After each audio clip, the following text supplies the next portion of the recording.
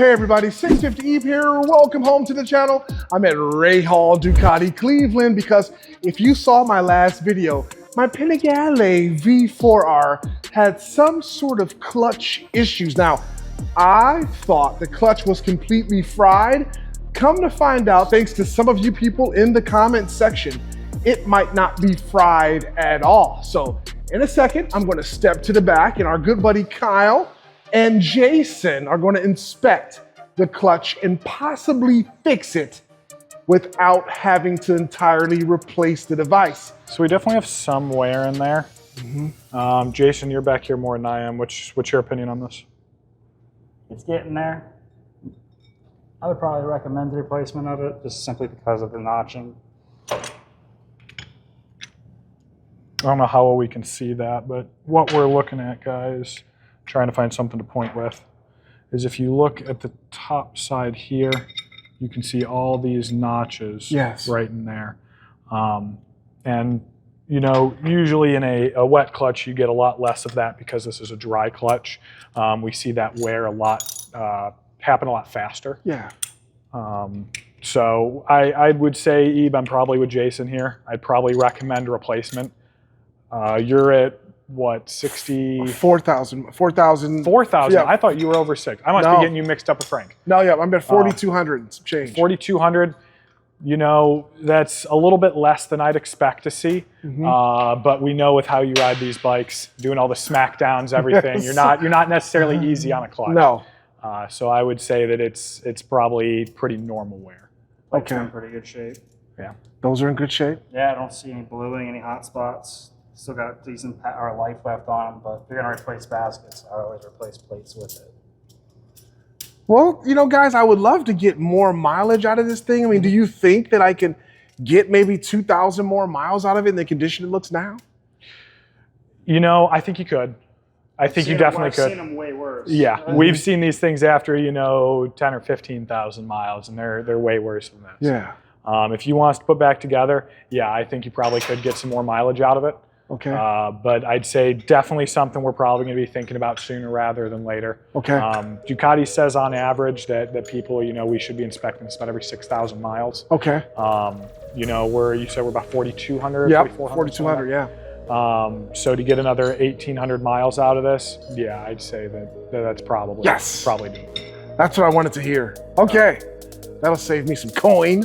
So something that we were talking about here off camera that Ebe wanted us to mention on camera is the reason that the dry clutches have that traditional rattle sound that everybody hears. Yeah. Jason's actually going to demonstrate it here real quick.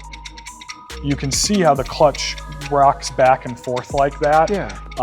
And that's why we see a lot of that notching in there. That's the sound you're hearing, is that clutch rattling back and forth. Yes. Great for racing applications because it's easy to get out. You don't have to have the clutch spinning through the oil inside the engine. Yeah. So there's less drag through the engine. You put more power to the rear wheel. So great for racing applications. Yes. Where, you know, we're not as concerned with service intervals. We're more worried about going fast. Right.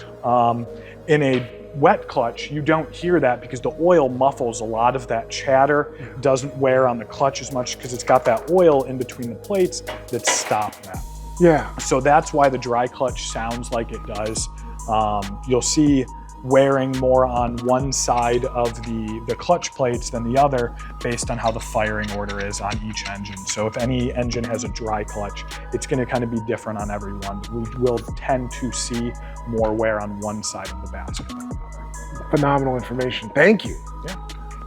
I love that. Learning stuff. It's really cool. Ebe came to us with a little bit of an issue. It's going to be tough to tell because you guys can't see lever pressure, but the clutch has nothing. Yes. I think that from all the racing and everything that you've done, I think that you've probably cooked the fluid out of here. Yep. We did inspect the dry clutch. Nothing looked abnormal to cause that issue. Yeah. So now we're going to try flushing out the fluid, bleeding the system, making sure that comes back. Because now that we've kind of cleared that out, I'm pretty confident this is going to be the issue. I hope so. But let's go ahead. We do have somewhere sitting around here. Right over here. Some of this MOTO RBF 660. The good stuff. Yep. High temps, mainly built for racing. It is a .4 fluid. So we're gonna put that in here, bleed it out, and see what happens with clutch lever, see if we get some pressure back. What does it mean, Kyle, that this is just so dark? I mean, it looks like chocolate milk at this point. So, I mean, you got to think every time you squeeze this lever, every time you shift, I mean, the clutch is getting wear. So you have heat transferring through the engine. Just squeezing, compressing this fluid causes heat, causes friction, and that's going to turn into what we have here. Okay. Especially, like I said, with you racing these bikes, with you going down the road real fast, like we know that you do. Yes. Obviously, that happens more frequently. Yeah. So something like this, yeah, not uncommon. Like I said, we're gonna bleed it out and see what comes of it. Okay.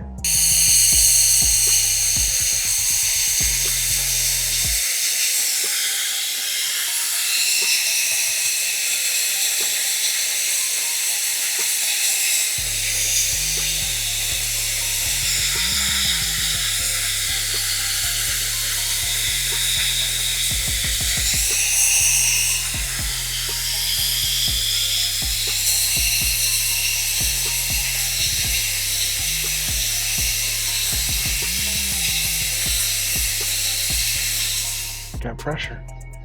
That's where pressure's coming. So we still have to bleed it a little bit because that much free play, Yeah. not okay. But we're already starting to get pressure back, and all I've done was put fresh fluid into it. So I still have some bleeding I got to do. We're gonna manually bleed the rest of this out. Yep. Oh yeah, a bunch of air just came out. Now, what is this thing supposed to do? Is it supposed to help with bleeding? So these master cylinders, because they're radial and how they sit, they like to trap air in here. Yeah. So we're gonna pop this bleeder out, or pop the cap off, because you have these nice quick bleeders on here. Yeah. So what we're gonna do is actually bleed the master cylinder up here, Okay. because that's where probably all the air is traveling. Then we'll come back down here and finish it off. So we just finished up bleeding the clutch out. I don't even have the hoses or anything off. You can see what we had before. This is the free play we have now. Nothing. It's nothing, perfectly in Yeah. spec. So all we have left to do is I'm gonna put the cap back on. It's a little bit of a rainy day here in Cleveland. So we're not gonna go out and ride this monster of a bike today.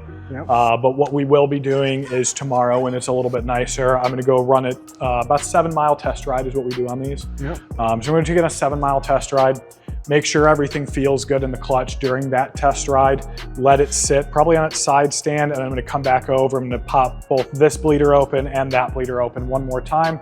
So if there's any air trapped anywhere in the system, it should work its way to one of those points, generally to the top. And we'll just make sure there's no last little bit of air sitting in there, and then he will be ready to go smack some more people around. Yes, sir. Yes, sir. And he just got his brand new Supertech R10 helmet in. This thing looks amazing, man. Been waiting since January for that thing to come in. Wow, it's beautiful. It matches your red Panigale V4 perfectly. Yeah, I'm excited for it. And I don't see hardly anybody that has this color on it. I've never seen it before, even Yeah. at the press launch. Yeah, if you guys watch Frank's channel at all, Moto Red Boy, he has the all black with just the red on it.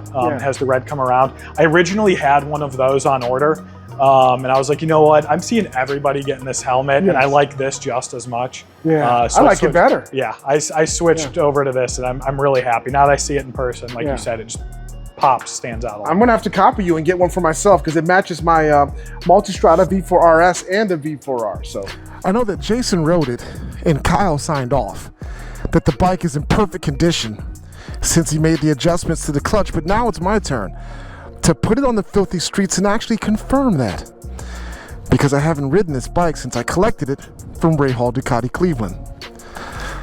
So it's time for me to give it a quick dance on the filthy streets.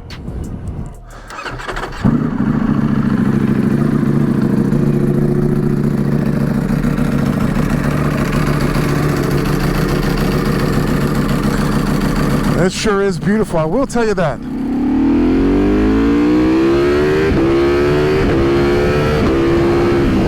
Oh yeah, I'd say it's back to normal, and it feels great.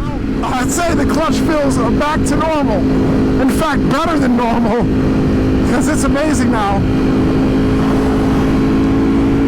That is so awesome that Jason and Kyle were able to get this thing fixed for a lot less than I thought. I originally feared it would cost over $2,000 to get my clutch repaired and replaced.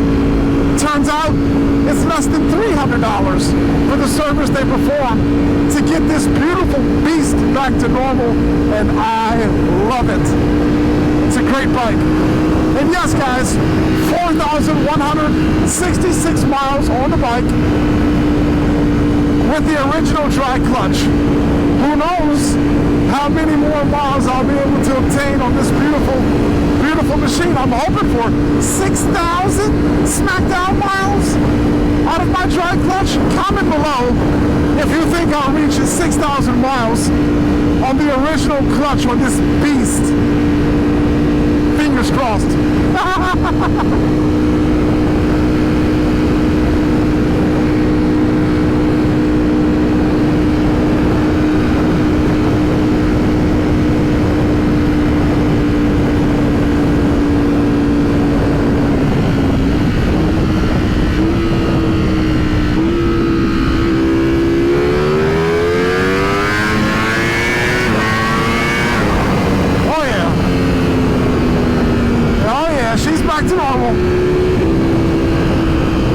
Smackdowns.